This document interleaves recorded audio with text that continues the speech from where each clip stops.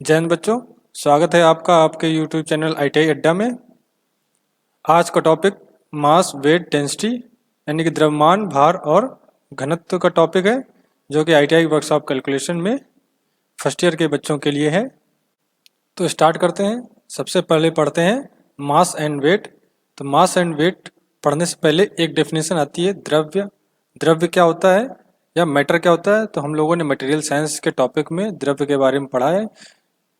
जब कोई वस्तु जगह घेरती हो और सभी के दिमाग को प्रभावित करती हो, मतलब कि दिमाग को प्रभावित करने से मतलब ये है कि उसको छू सकते हैं, उसको हम देख सकते हैं और उसका आयतन भी फिक्स होता है, तो उसे क्या कहते हैं? द्रव्य कहते हैं या भौतिक पदार्थ कहते हैं। ये इसकी कितनी अवस्थाएं होती हैं ये भी हम लोग पढ़ चुके हैं, ठोस, द्रव और गैस। अब इसके बारे में ज़्यादा नहीं पढ़ेंगे क्योंकि उस टॉपिक में मटेरियल साइंस वाले टॉपिक में हम लोग कंप्लीट कर चुके हैं।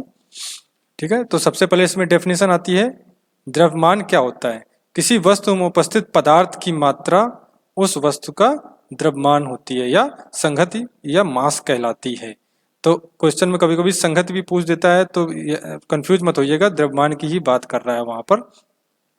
यह प्रत्येक स्थान पर एक समान रहती है, यह प्रत्येक स्थान पर एक समान रहती है। तो ये पॉइंट मिला हमको, ये एक समान रहती है। और पदार्थ की मात्रा को, दूसरा पॉइंट ये है, पदार्थ की मात्रा को मास या द्रव्यमान कहते हैं। इसकी इकाई ब्रिटिश प्रणाली में पाउंड होती है और मीट्रिक प्रणाली में किलोग्राम होती है। इसको किलोग्राम में या पाउंड में नापते हैं। ठीक है, दूसरी डेफिनेशन है भार। किसी भी वस्तु का भार एक बल है।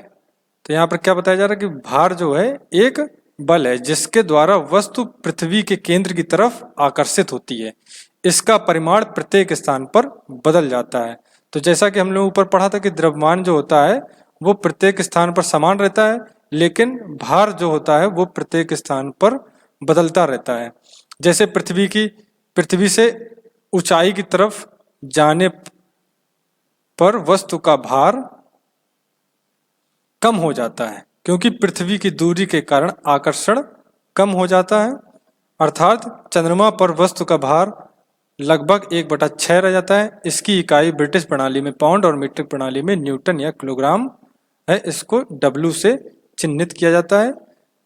तो भार में ये इसका कहने का मतलब ये है कि डेफिनेशन को सरल भाषा में बताते हैं कि जब कोई पिंड कोई वस्तु किसी सतह पर रखी हुई, तो जो सतह पर रखी होती है, अगर मान लीजिए उसका भार जो होता है पृथ्वी के केंद्र की तरफ जाता है। यदि पृथ्वी में जो गुरुत्वीय त्वरण स्मॉल g होता है, इसकी वैल्यू अगर ज़्यादा होगी तो जो भार है वो भी ज़्यादा होगा, और जो गुरुत्वीय त्वरण अगर कम है तो भार भी कम होगा।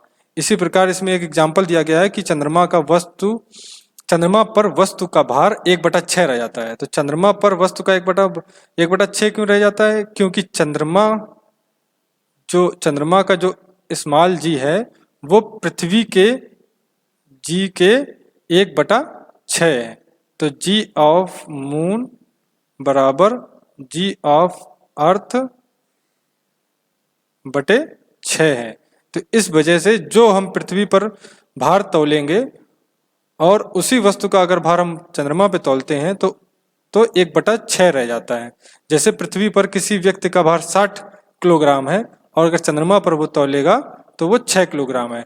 इसलिए इसमें कहा जा रहा है कि भार प्रत्येक जगह पर समान नहीं रहता है और उसकी गुरुत्वीय त्वरण पर डिपेंड करता है। इस वजह से अगर गुरुत्वीय त्वरण बढ़ता है तो भार बढ़ेगा, गुरुत्वीय त्वरण अगर घटता है तो भार घटेगा। तो इसलिए इसका एक सूत्र भी बन जाता है W बराबर mg। और m यहाँ पर क्या है? m यहाँ पर द्रव्यमान है जो कि प्रत्येक जगह समान रहता है, और g क्या होता है? ये स्थिति और आकार के हिसाब से बदलता रहता है। ये पृथ्वी पर स्थिति और आकार के हिसाब से ये बदलता रहता है। अगर g बदलता रहेगा तो W भी बदलता रहेगा। और भार की इकाई क्या होती है? भार की इकाई मीट्रिक प्रणाली में न्यूटन होती है। न्यूटन आपने बल का भी मात्रक पढ़ा होगा। तो इसलिए भार को क्या कहते हैं? भार एक प्रकार का बल ही होता है जो पृथ्वी अपनी तरफ खींचता है, केंद्र की तरफ खींचता है। तो ऑब्जेक्टिव क्वेश्चन में भी ये आ जाता है कि भार जो है वो पृथ्वी पर किस दिशा की तरफ जाता है। तो ऑप्शन में, जिस ऑप्शन में होगा कि पृथ्वी के केंद्र की तरफ उसका डायरेक्शन या उसकी दिशा होती है, उसी को टिक कर दिया जाएगा। अब एक चीज और यहाँ पर समझ में आ रही है कि द्रव्यमान और भार में दिशा से रिलेटेड या दिशा से इसका संबंध क्या है। तो द्रव्यमान में दिशा नहीं होती है, इसलिए द्रव्यमान जो होती है वो अदिश राशि होती है, और भार जो होती है वो सदिश राशि होती है, क्योंकि भार में दिशा होती है और परिमाण भी होता है। ठीक है, तो भार की इकाई क्या है? भार की एसआई इकाई किलोग्राम भार है या किलोग्राम वेट, या किलोग्राम बल बोलेंगे या किलोग्राम भार बोलेंगे। जो वह बल है जिससे 1 किलोग्राम भार पृथ्वी के केंद्र की ओर आकर्षित होता है। तो 1 किलोग्राम भार का डेफिनेशन भी बता दिया है कि 1 किलोग्राम भार वह भार होता है जो 1 किलोग्राम भार को पृथ्वी के केंद्र की ओर आकर्षित करता है। तो 1 kgf किलोग्राम फोर्स या 1 kgwt किलोग्राम वेट बराबर 9.8 न्यूटन। अब 9.8 कहाँ से आया? क्योंकि जी की वैल्यू जो होती है वो 9.8 मीटर प्रति सेकेंड स्क्वायर होता है, जिसको गुरुत्वीय त्वरण भी बोलते हैं। ठीक है, ये बात समझ में आ रही होगी। अब इसके बाद मात्रक की जो प्रणालियां होती हैं CGS, FPS और MKS पद्धति में, उन सब में इन सब का मात्रक देखेंगे, भार का क्या क्या मात्रक होता है। तो भार का CGS इकाई में ग्राम भार या ग्राम बल होता है, जिसे 1 ग्राम द्रव्यमान पृथ्वी के केंद्र की ओर आकर्षित होता है। तो 1 ग्राम फोर्स या 1 ग्राम वेट बराबर क्या होगा? 1/1000 किलोग्राम वेट होगा। अब 1/1000 कैसे हो गया? क्योंकि 1000 ग्राम बराबर क्या होता है? 1 किलोग्राम होता है। तो 1 ग्राम बराबर क्या होगा? 1/1000 ग्राम। वहीं से ये 1/1000 आया है। अब भार की एक अन्य छोटी CGI इकाई होती है, जिसे क्या कहते हैं? डाइन कहते हैं। ठीक है, तो CGS इकाई जो होती है वो डाइन भी होती है। तो 1 न्यूटन में कितने डाइन होते हैं? 10⁵ डाइन होते हैं। ये भी कन्वर्जन याद कर लीजिए, कभी कभी क्वेश्चन में पूछ लेता है, या मात्रक के चैप्टर में इसके बारे में डिटेल से दिया हुआ है, तो वहां से भी पढ़ सकते हैं। अब 1 ग्राम भार या 1 ग्राम वेट क्या होता है? 980 डाइन होता है। 1 ग्राम फोर्स या 1 gram weight is equal to 980 dyne. ठीक है, ऐसे ऊपर देखा था 1 किलोग्राम वेट और 1 किलोग्राम फोर्स क्या होता है? 9.8 न्यूटन होता है। ठीक है, अब इसमें नोट में क्या लिखा है? पहला पॉइंट है, एक पिंड का द्रव्यमान एक समान तुला से नापा जाता है, जिसमें एक तरफ तराजू, एक तरफ मतलब वजन रखते हैं और एक तरफ वस्तु रखते हैं, तो वो उससे द्रव्यमान नापते हैं। जबकि भार को कमानीदार तुला से ज्ञात किया जाता है। कमानीदार तुला आपने देखी होगी, जैसे सिलेंडर नापते हैं तो एक स्प्रिंग टाइप का इसके अंदर लगा होता है और यहाँ पर मेजरमेंट बना होता है, नीचे जो है हुक टाइप का होता है जिससे सिलेंडर नापते हैं, और ऊपर हत्था होता है पकड़ने वाला। तो इससे हम लोग भार नापते हैं। अब इसमें इससे भार क्यों नापते हैं? क्योंकि जब इस पे कोई वस्तु हम लटकाते हैं, यहाँ पर कोई पिंड हम लटकाएंगे तो वो किस वजह से नीचे खिंचेगा? क्योंकि उस पर क्या होगा? पृथ्वी का आकर्षण बल कार्य कर रहा होगा। तो यहाँ से क्या ज्ञात होगा हमको? यहाँ से भार ज्ञात होगा। और जो समान तुला होती है, समान तराजू होती है, उससे हमको द्रव्यमान मिलता है। समान तराजू ऐसी होती है, यहाँ पे बीच में कांटा लगा होता है और एक तरफ हम वजन रखते हैं और एक तरफ हम वस्तु रखते हैं। ठीक है, और यहाँ बीच में कांटा होता है, यहाँ इससे हम लोग द्रव्यमान निकालते हैं। ठीक है, दूसरा पॉइंट क्या है? मेरा भार 70 किलोग्राम है या इस बक्से का भार 40 किलोग्राम है, यह कहना एकदम गलत है, क्योंकि केवल द्रव्यमान का मापन किलोग्राम में किया जाता है, जबकि भार का मापन न्यूटन या किलोग्राम भार में किया जाता है। क्योंकि हम अभी यूनिट पढ़ चुके हैं कि भार की यूनिट क्या क्या होती है। एक न्यूटन होती है, किलोग्राम भार कहते हैं या किलोग्राम बल भी कहते हैं, अथवा डाइन में भी कहते हैं। लेकिन किलोग्राम में नहीं किया जाता है। इस प्रकार के गलत कथन से बचा जाना चाहिए क्योंकि द्रव्यमान और भार के बीच प्राथमिक अंतर होता है। तो जैसे बोला जा रहा है कि मेरा भार 70 किलोग्राम है, तो ये नहीं कहेंगे, कहेंगे मेरा भार 70 किलोग्राम वेट है या 70 किलोग्राम भार है। ठीक है, द्रव्यमान 70 किलोग्राम हो सकता है जबकि भार 70 किलोग्राम नहीं हो सकता है। ये पॉइंट का कहने का मतलब है। अब डिफरेंस देख लेते हैं द्रव्यमान और भार के बीच में। तो सबसे पहला पॉइंट है, किसी वस्तु में उपस्थित पदार्थ की मात्रा क्या कहलाती है? द्रव्यमान कहलाती है। और इधर नंबर 1 पॉइंट क्या है? जिस बल से पृथ्वी किसी वस्तु को अपने केंद्र की तरफ खींचती है या आकर्षित करती है उसे भार कहा जाता है। बिल्कुल साफ साफ अंतर समझ में आ रहा है। यह हर स्थान पर समान रहता है, यह प्रत्येक स्थान पर बदल जाता है, अथवा अर्थात इक्वेटर पर अधिकतम होता है और पोल पर न्यूनतम होता है। पोल मतलब उत्तरी ध्रुवी और दक्षिणी ध्रुवी पर कम होता है और इक्वेटर यानी भूमध्य रेखा पर ज्यादा होता है। क्यों? क्योंकि जी का मान भूमध्य रेखा पर ज्यादा होता है और ध्रुवी पर मतलब साउथ पोल और नॉर्थ पोल पर जी का मान कम होता है, इसलिए वहां पर भार भी कम होता है। इसकी इकाई या इसका मात्रक पाउंड, ग्राम, किलोग्राम होता है जो कि ऊपर पढ़ चुके हैं। और भार का मात्रक पाउंडल, डाइन, न्यूटन होता है क्योंकि यह बल का भी मात्रक होता है और भार एक बल ही होता है। इसको m से प्रदर्शित करते हैं और इसको w से प्रदर्शित करते हैं और इसका w बराबर mg भी होता है जहां पर m द्रव्यमान होता है और g गुरुत्वीय त्वरण होता है। इसे भौतिक तराजू द्वारा नापा जाता है, नंबर 5। और इसमें भार में नंबर 5 है, स्प्रिंग बैलेंस से नापते हैं जो कि हम अभी ऊपर बता चुके हैं। नंबर 6, किसी वस्तु का द्रव्यमान कभी शून्य होता है लेकिन भार का मान काउंटर संतुलन नहीं, गुरुत्वाकर्षण शक्ति पर शून्य हो जाता है। मतलब कहने का मतलब अगर द्रव्यमान शून्य हो सकता है कब? जब उसमें पदार्थ की मात्रा खत्म कर दी जाए। और यहाँ पर कहा जा रहा है कि भार में कि ये काउंटर संतुलन नहीं होता है, मतलब इसमें अपोजिट डायरेक्शन में फोर्स लगा के बैलेंस नहीं किया जा सकता है।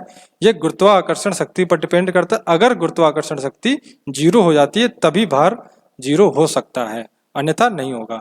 और भार में हम पहले बता चुके हैं इसमें दिशा होती है, इसलिए ये सदिश राशि है या इसे वेक्टर क्वांटिटी भी कहते हैं। और द्रव्यमान में दिशा नहीं होती है इसलिए इसे अदिश राशि या स्केलर क्वांटिटी कहते हैं।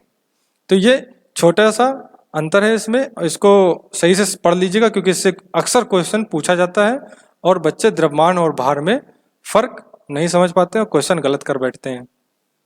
ठीक है, इसके बाद नेक्स्ट टॉपिक आता है डेंसिटी। तो डेंसिटी के बारे में पढ़ लेते हैं कि डेंसिटी क्या होता है, जिसे हिंदी में घनत्व भी कहते हैं। तो किसी वस्तु के इकाई आयतन की मात्रा को उस वस्तु का घनत्व कहते हैं। अब इस डेफिनेशन को याद ना करके समझने की कोशिश करें। देखिए जैसे क्या होता है कि सूत्र तो हमको पता ही होता है कि घनत्व का बराबर द्रव्यमान बटे आयतन होता है। तो घनत्व को स्मॉल d से डिपेंड करता है प्रदर्शित करते हैं और द्रव्यमान को m से, वॉल्यूम को v से। तो अब यहाँ पर अगर हम v को 1 कर देते हैं, 1 रख देते हैं तो d का मान क्या आ जाएगा? m आ जाएगा। मतलब घनत्व जो है द्रव्यमान के बराबर हो जाएगा। तो यहीं से डेफिनेशन बनती है किसी वस्तु के एक इकाई आयतन। एक इकाई आयतन का मतलब हुआ जाके वॉल्यूम को, आयतन को 1 रख दिया गया है। आयतन की मात्रा को, मात्रा क्या होता है? मात्रा कहाँ पे आता है? जहां पे द्रव्यमान की बात करते हैं वहां पर मात्रा आता है। तो एक इकाई आयतन की मात्रा को उस वस्तु का घनत्व कहते हैं। तो यहाँ पर v को हमने 1 रख दिया और तो घनत्व किसके बराबर हो गया? द्रव्यमान के बराबर हो या वस्तु के मात्रा के बराबर हो गया। ये द्रव्यमान भी बोलते हैं इसको, वस्तु की मात्रा भी बोलते हैं। तो यहीं से डेफिनेशन बनती है किसी वस्तु के एकांक आयतन के द्रव्यमान को घनत्व कहते हैं। ऐसे भी कह सकते हैं एकांक आयतन मतलब वॉल्यूम को हमने 1 रख दिया है। ये समझ में आ गया होगा, बहुत ही आसान है, आसान तरीके से इसको हम याद कर सकते हैं। ठीक है, इसका सूत्र दे रखा है घनत्व बराबर द्रव्यमान बटे आयतन, D = m/v। और इसके यूनिट जो होता है ब्रिटिश प्रणाली में पाउंड बटे घन फुट होता है, मीट्रिक प्रणाली में ग्राम बटे घन सेंटीमीटर होता है और किलोग्राम बटे घन मीटर भी होता है। तो ये कहाँ से मात्रक आया? मात्रक भी याद करने की जरूरत नहीं है, मात्रक भी सूत्र से ही निकल आएगा। जैसे एम का मात्रक क्या होता है? किलोग्राम होता है, और वॉल्यूम का मात्रक क्या होता है? मीटर क्यूब होता है या घन मीटर होता है। तो यही चीज यहाँ पर लिखा हुआ है। अब सीजीएस पद्धति में देखते हैं, तो सीजीएस पद्धति में क्या होता है? सेंटीग्राम सेकेंड की पद्धति में होता है। अब मास किससे नापते हैं? द्रव्यमान नापते हैं ग्राम से, तो ग्राम, और नीचे सेंटीमीटर क्यूब, सेंटीमीटर क्यूब, जिसे ग्राम पर घन सेंटीमीटर भी कहते हैं, जो कि यहाँ पर दिया हुआ है। ऐसे एफपीएस पद्धति में देखते हैं, फुट पाउंड सेकेंड वाली पद्धति में देखते हैं, तो ग्राम किससे नापते हैं? पाउंड से नापते हैं, बटे वॉल्यूम किससे नापेंगे? फुट क्यूब से नापेंगे, या पाउंड प्रति घन फुट, जो कि यहाँ पर दिया हुआ है। ठीक है, ऐसे ही मात्रक भी निकाल लेंगे, ऐसे इसका परिभाषा भी बना लेंगे अगर हमको सूत्र पता है तो। D = m/v याद रखिएगा। अब देखते हैं आपेक्षिक घनत्व। आपेक्षिक घनत्व किसी वस्तु का घनत्व एवं 4 डिग्री सेंटीग्रेड पर पानी के घनत्व का अनुपात उस वस्तु का आपेक्षिक घनत्व या विशिष्ट घनत्व कहलाता है। इसे रिलेटिव डेंसिटी या स्पेसिफिक ग्रेविटी भी कहते हैं। अनुपात के कारण इसकी कोई इकाई नहीं होती है। क्यों इकाई नहीं होती है? क्योंकि द्रव्यमान के ऊपर भी इकाई किलोग्राम होगी और नीचे भी किलोग्राम होगी, तो किलोग्राम किलोग्राम कट जाएगा, तो यह इकाईहीन या मात्रकहीन होता है। ये भी अक्सर ऑब्जेक्टिव क्वेश्चन में पूछ देता है कि स्पेसिफिक ग्रेविटी का मात्रक क्या है, तो पहला ऑप्शन दे देगा जैसे किलोग्राम, दूसरा दे देगा मीटर, तीसरा दे देगा सेकेंड, चौथा देगा कि इसका कोई मात्रक नहीं होता है, तो इसका कोई मात्रक नहीं होता, उस पर टिक लगा देंगे। ठीक है, तो आपेक्षिक घनत्व नाम से ही समझ में आ रहा है, इसको समझ लेते हैं अच्छे से। आपेक्षिक घनत्व नाम से ही समझ में आ रहा है कि किसी वस्तु का घनत्व और किसका घनत्व? पानी का। कब? 4 डिग्री सेंटीग्रेड पर पानी का घनत्व, इन दोनों का अनुपात अगर निकालते हैं तो आपेक्षिक, मतलब किसी के सापेक्ष निकाला जा रहा है, इसलिए इसको आपेक्षिक बोलते हैं, और इंग्लिश में रिलेटिव बोलते हैं इसीलिए इसको। ठीक है, तो इसका सूत्र भी ऐसे बन जाएगा, आपेक्षिक घनत्व या विशिष्ट घनत्व बराबर इकाई आयतन वस्तु का द्रव्यमान। इकाई आयतन की बात कर रहा है, इकाई आयतन कहाँ पे आया था? घनत्व की परिभाषा में आया था। इसका मतलब वस्तु का घनत्व, इसका मतलब क्या हुआ? वस्तु का घनत्व बटे 4 डिग्री सेंटीग्रेड पर इकाई आयतन पानी का द्रव्यमान, या 4 डिग्री सेंटीग्रेड पर पानी का घनत्व, जो कि ये नीचे साफ साफ लिखा है, वस्तु का घनत्व बटे 4 डिग्री सेंटीग्रेड पानी का घनत्व। ठीक है, ये समझ में आ गया होगा। और इसके बाद अब इसका अंतर देखते हैं, घनत्व और आपेक्षिक घनत्व का अंतर क्या क्या है। तो सबसे पहले पॉइंट दे रखा है घनत्व में, किसी वस्तु के इकाई आयतन की मात्रा को क्या कहते हैं? घनत्व कहते हैं। ये सीधे सीधे परिभाषा दे दी है। ऐसे ही किसी वस्तु के घनत्व और 4 डिग्री सेंटीग्रेड पर पानी के घनत्व के आपेक्षिक को आपेक्षिक घनत्व कहते हैं, मतलब या तो उसके अनुपात को आपेक्षिक घनत्व कहते हैं। ठीक है, और घनत्व का सूत्र होता है द्रव्यमान बटे आयतन, और जबकि आपेक्षिक घनत्व का सूत्र होता है वस्तु का घनत्व बटे 4 डिग्री सेंटीग्रेड पर पानी का घनत्व। इसकी इकाई या मात्रक ग्राम पर घन सेंटीमीटर, किलोग्राम पर घन मीटर और पाउंड पर घन फुट होता है, जो कि ये हम ऊपर भी बता चुके हैं। और जबकि और आपेक्षिक घनत्व का कोई इकाई नहीं होती है, यह मात्रकहीन होता है, इकाईहीन होता है। इसका परिमाण प्रणाली में बदलने से बदल जाता है। जैसे एक सीजीएस में क्या होता है? 1 ग्राम घन सेंटीमीटर होता है, एमकेएस में क्या होता है? 1 किलोग्राम पर लीटर भी कहते हैं।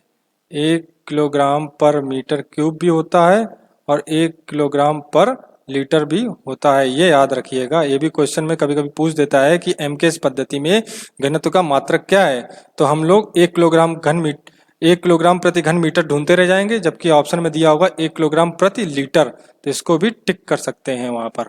और इसका कोई परिमाण होता नहीं है, तो इसलिए ये स्थिर रहता है, हमेशा कांस्टेंट रहता है।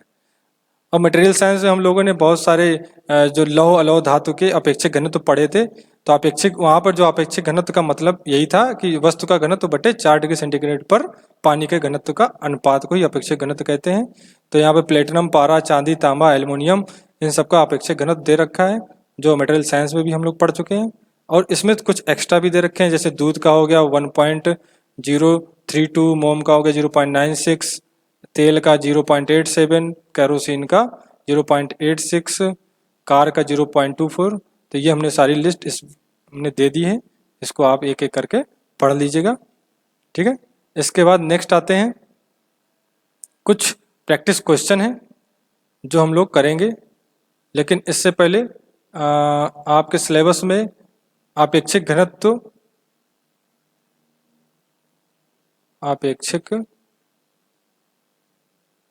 घनत्व निकालने के लिए 2 विधियां दे रखी हैं, जबकि आपके सिलेबस में नहीं है। बस वो दो विधियों के नाम जान लीजिए, कौन कौन सी 2 विधि होती हैं।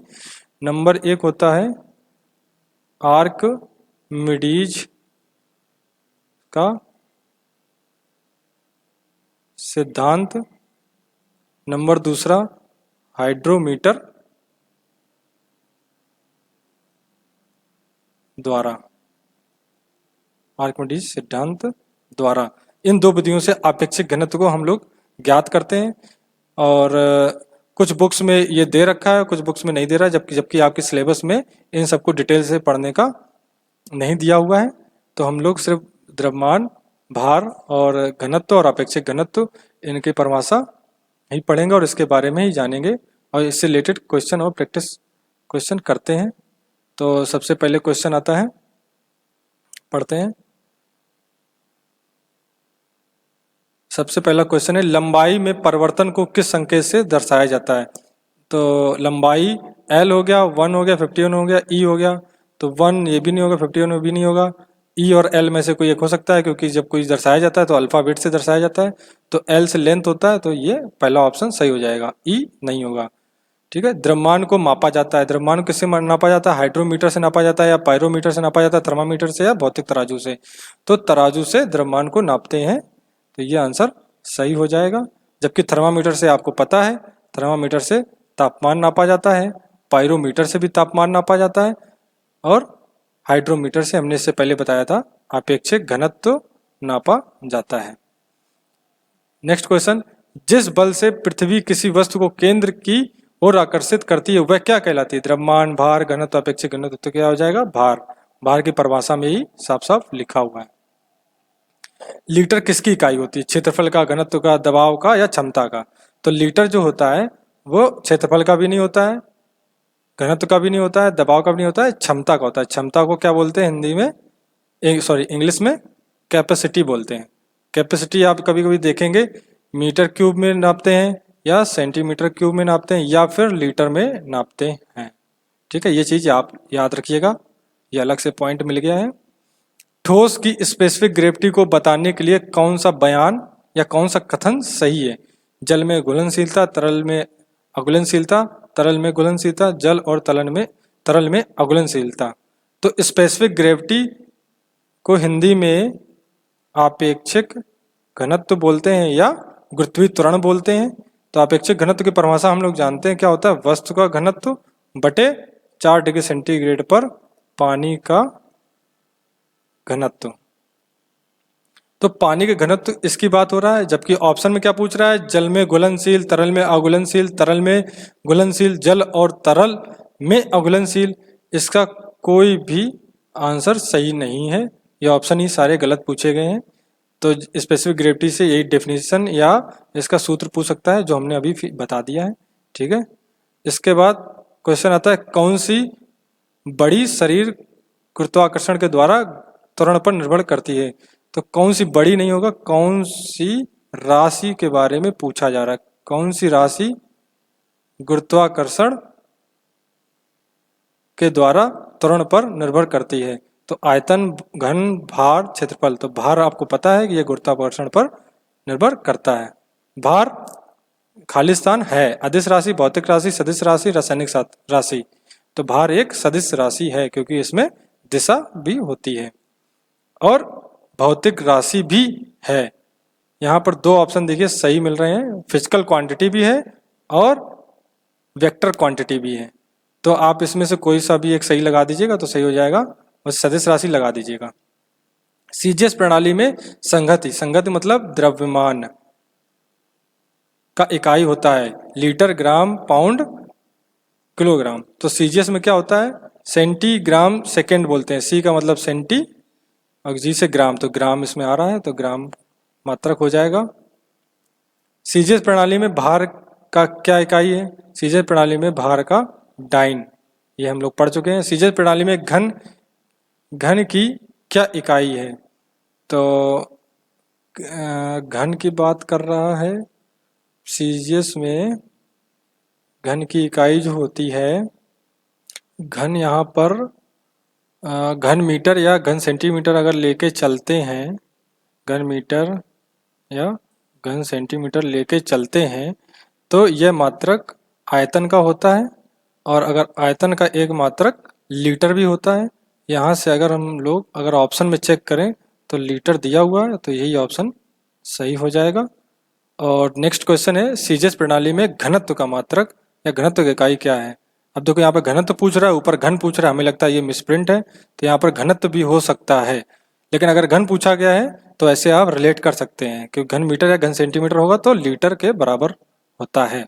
तो सीजीएस प्रणाली में अगर घनत्व की इकाई क्या है, घनत्व के बारे में कह रहा है तो सबसे पहला इसमें ऑप्शन दे रखा है ग्राम दे रखा है, ग्राम प्रति लीटर दे रखा है, ग्राम प्रति फुट दे रखा है और ग्राम प्रति एलबीएस दे रखा है। तो जो एलबीएस होता है पाउंड को ही एलबीएस बोलते हैं, तो कंफ्यूज मत होइएगा। तो ग्राम प्रति एलबीएस ये तो बिल्कुल गलत है क्योंकि ग्राम भी भार का मात्रक और एलबीएस भी भार का मात्रक है, जबकि हमको पता है घनत्व बराबर द्रव्यमान बटे आयतन होता है। ऊपर द्रव्यमान का मात्रक आएगा या किलोग्राम आएगा या फिर ग्राम आएगा, नीचे वॉल्यूम में मीटर क्यूब आएगा या पर सेंटीमीटर क्यूब आएगा या फिर पाउंड आएगा ऊपर, नीचे वॉल्यूम दे रखा है तो वॉल्यूम नीचे क्या होगा फुट, घन फुट या फुट का फुट क्यूब होगा। तो इसमें ग्राम प्रति फुट दे रखा है, ये भी नहीं है क्योंकि ग्राम जो है सीजीएस में होता है और फुट होता है एफपीएस में, जबकि सीजीएस में पूछ रहा है पूरा पूरा। ग्राम प्रति लीटर ग्राम सीजीएस में होता है, लीटर होता है एमकेएस में, ये भी नहीं होगा और ऑप्शन डी पहले गलत हो चुका है। और बचा ऑप्शन ए, सिर्फ इसमें ग्राम अकेला लिखा है तो यहाँ पर मिसप्रिंट हो सकता है, ग्राम प्रति सेंटीमीटर क्यूब होगा, तो ऑप्शन ए लगा दीजिएगा। वही क्वेश्चन ये गलत है, तो इसमें कोई सा भी क्वेश्चन लगा आंसर ऑप्शन लगा देंगे तो नंबर आपको मिल जाएगा। नेक्स्ट क्वेश्चन, एफपीएस प्रणाली में कौन सी इकाई मात्रा निरपेक्ष इकाई है। एफपीएस प्रणाली में कौन सी निरपेक्ष है, तो न्यूटन ये तो नहीं है, न्यूटन हमारा एसआई या एमकेएस में आता है, पाउंड ये एफपीएस प्रणाली में आता है, ग्राम ये सीजीएस प्रणाली में आता है, डायन ये भी सीजीएस में आता है, जब और डायन होता है भार का और न्यूटन भी भार का होता है, पाउंड होता है द्रव्यमान का, ग्राम भी द्रव्यमान का होता है। तो क्वेश्चन पूछ रहा है एफपीएस प्रणाली में कौन सी इकाई मात्रा की निरपेक्ष इकाई है, कौन सी इकाई मात्रा की निरपेक्ष। क्वेश्चन ही सही से प्रिंट नहीं है, बहुत क्वेश्चन गलत आते हैं। तो यहाँ से अगर एफपीएस की बात कर रहा है तो एफपीएस दो जगह आ रहा है, सी पार्ट में आ रहा है एफपीएस और बी पार्ट में एफपीएस आ रहा है। तो पाउंड हो गया भार का, डायन हो गया द्रव्यमान का, तो इसमें से कोई सा भी लगा दीजिएगा क्योंकि यहाँ पर भार और द्रव्यमान की बात कर ही नहीं रहा है, निरपेक्ष इकाई की बात कर रहा है। अगर निरपेक्ष शब्द आता है आपेक्षिक घनत्व में भी आता है, और अगर आपेक्षिक घनत्व की बात करेगा तो आपेक्षिक घनत्व मात्रकहीन होता है, आपेक्षिक घनत्व मात्रकहीन होता है। तो यहाँ पर मात्रकहीन तो कोई है ही नहीं, सारे मात्रक दे रखे हैं, तो इसमें से कोई सा भी आंसर लगा दीजिएगा पाउंड या डायन में से, क्योंकि दोनों एफपीएस से रिलेटेड है। ठीक है, नेक्स्ट क्वेश्चन, एक पदार्थ के भार को निम्न सूत्र द्वारा दर्शाया जाता है। तो भार जो होता है W बराबर mg होता है। तो यहाँ पर देख लेते हैं, द्रव्यमान गुणे गुरुत्वाकर्षण पुल, द्रव्यमान बटे गुरुत्वाकर्षण पुल, गुरुत्वाकर्षण पुल बटे द्रव्यमान, द्रव्यमान गुणे गुरुत्वाकर्षण पुल का स्क्वायर। तो इसमें पहला सही हो जाएगा। नेक्स्ट क्वेश्चन दे रखा है, घनत्व को निम्न सूत्र से गणना की जाती है। तो घनत्व जो होता है D बराबर m/v होता है। तो यहाँ पर देख लेते हैं, द्रव्यमान बटे आयतन पहला ही ऑप्शन है, ये सही हो जाएगा। हाँ, एक ऑप्शन ये दे रखा है द्रव्यमान बटे इकाई आयतन। द्रव्यमान बटे इकाई आयतन नहीं होता है, क्योंकि आयतन पे अगर एक माना जाता है तो द्रव्यमान के बराबर होगा घनत्व, जबकि द्रव्यमान बटे इकाई आयतन नहीं होगा। इसमें ऑप्शन पहला ही सही होगा। एक पदार्थ की मात्रा को पद किया जाता है। एक पदार्थ की मात्रा किसमें आता है? द्रव्यमान में आता है। तो इसमें ऑप्शन डी हो जाएगा। क्वेश्चन है 7 पॉइंट ग्राम पर सीसी। सीसी का मतलब होता है सेंटीमीटर क्यूब, इसको शॉर्टकट में सीसी बोलते हैं। तो 7.8 ग्राम पर सीसी, तो ये क्या दे रखा है? घनत्व दे रहा है। होने पर अपने घनत्व के साथ 14 सेंटीमीटर भुजा के एमएस का घन का वजन ज्ञात कीजिए। तो एक घन दे रखा है, मतलब भुजा दे रखी है, उसका भुजा है A बराबर 14 सेंटीमीटर। और यहाँ पर हमको क्या निकालना है? वजन निकालना है, मतलब कि भार निकालना है, द्रव्यमान निकालना है। तो D बराबर क्या होता है? m/v। तो यहाँ से हमको v पहले निकालना पड़ेगा। v क्या होता है? अब घन का आयतन होता है भुजा क्यूब, मतलब कि 14 की घात 3 होगा। और तो D की जगह क्या रख देंगे? 7.8 रख देंगे। m निकालना है, यहाँ पे 14 की घात 3 हो जाएगा। तो m की वैल्यू जो आएगा 7.8 गुणे 14 की घात 3, जो भी आंसर आएगा वहाँ पर टिक लगा देंगे और ये आंसर ग्राम में आएगा। सारे ऑप्शन जो है किलोग्राम में दे रखे हैं, तो किलोग्राम में बदलने के लिए जो भी आंसर आएगा यहाँ पर उसके बटे 1000 कर देंगे, तो किलोग्राम में बदल जाएगा। ठीक है, इसको कर लेना। नेक्स्ट क्वेश्चन, एक पेट्रोल टैंक की लंबाई, चौड़ाई, ऊंचाई 8:5:2 का अनुपात है। यदि ऊंचाई 25 सेंटीमीटर है तो उसका आयतन ज्ञात कीजिए। ये अनुपात का क्वेश्चन है, तो अनुपात वाले में हम लोग कर चुके हैं। अब यहाँ पे क्वेश्चन आ गया तो उसको देख लेते हैं। लंबाई L से दिखा लेते हैं, चौड़ाई दिखा लेते हैं विड्थ से या B से, ब्रेड्थ से, ऊंचाई हाइट हो जाएगा। ये कितना दे रखा है? 8:5:2 दे रखा है। और ऊंचाई भी दे रखा है 25 सेंटीमीटर दूसरी जगह। तो यहाँ पर एक कांस्टेंट लेते हैं, मान लो वो कांस्टेंट है K। तो लंबाई क्या हो जाएगी? 8K हो जाएगी। ब्रेड्थ चौड़ाई क्या हो जाएगी? 5K हो जाएगी। हाइट क्या हो जाएगी? 2K हो जाएगी। और जबकि हमको हाइट पहले से भी दे रखा है 25 सेंटीमीटर, तो K की वैल्यू आ जाएगी 25/2, यानी कि 12.5 सेंटीमीटर। अब ये 12.5 सेंटीमीटर हमारा आ गया है K की वैल्यू। तो यहाँ से L की वैल्यू भी निकाल लेंगे और B की भी वैल्यू निकाल लेंगे। जबकि इसमें क्या पूछा? आयतन पूछा है। आयतन पूछा है तो वॉल्यूम बराबर क्या होता है? LBH, लंबाई गुणे चौड़ाई गुणे ऊंचाई। तो 8K गुणे 5K गुणे 2K, यहाँ K लिखना है। तो 8×5 = 40, दूना 80, K की घात 3। और K के वैल्यू निकाल चुके हैं हम लोग। K की वैल्यू क्या आ जाएगी? 80 गुणे 12.5 की घात 3। अब जो भी आपका आंसर आएगा वो निकाल लीजिएगा, और आंसर जो है आपका सेंटीमीटर क्यूब या सीसी में आएगा। तो यहाँ पे सारे सीसी दे रखे हैं, जो अभी ऑप्शन होगा वो लगा देंगे। अगर ऑप्शन मैच नहीं करता है तो एक ऑप्शन दे रखा है, इनमें से कोई नहीं, उसको कर सकते हैं। यदि किसी वस्तु का, नेक्स्ट क्वेश्चन है, यदि किसी वस्तु का भार, यहाँ पे भार दे रखा है 150 ग्राम है और इसका घनत्व 6 है, तो आयतन क्या होगा? तो 6 घनत्व बराबर 150 बटे आयतन, आयतन को V रख देते हैं। ठीक है, तो यहाँ पर V की वैल्यू क्या आ जाएगी? 150/6। तो 150/6 25, ऑप्शन B हो जाएगा। आसान है, सीधे सीधे फॉर्मूला बेस है, फॉर्मूले में रख दीजिएगा। नेक्स्ट क्वेश्चन, एक 90 किलोग्राम अलौ ढलाई में तांबा टिन जिंक का अनुपात दे रखा है, तो तांबा का भार निकालना है। अब ये भी क्वेश्चन अनुपात का ही है, तो इसको भी कैसे करना होगा?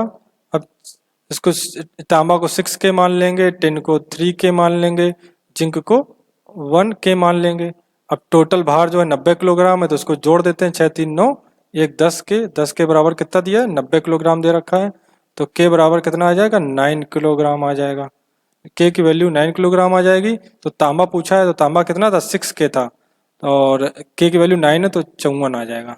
6 इंटू 9 से 54 आ जाएगा। ठीक है, अनुपात क्वेश्चन है, इसको कर लो।